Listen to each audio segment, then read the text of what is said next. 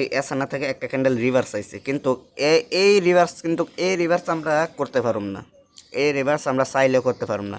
যদি এই জায়গার ভেতর দেখো, এই এতটুকু এরিয়া দেখ, এখানে কি আছে, এখানে সেলার ফুল মোমেন্টামে আছে না, এই এতটুকু এরিয়ার ভেতর সেলার ফুল মোমেন্টামের ভেতর আছে।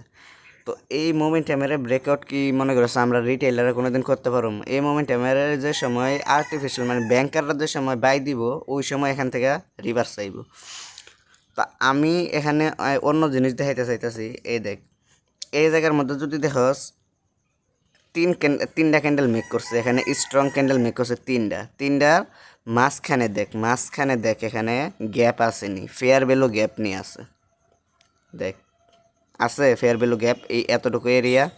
এই ফেয়ার ভ্যালু গ্যাপের কারণে এই সাপোর্টের থেকে একটা ক্যান্ডেল রিভার্স দেওয়ার পর এই আবার মার্কেটের মধ্যে, কিন্তু একটা ক্যান্ডেলের উপর বেস করে কি তুই কোনোদিন ট্রেড করতে পারবি? এগুলো কোনোদিন করা যাইব না।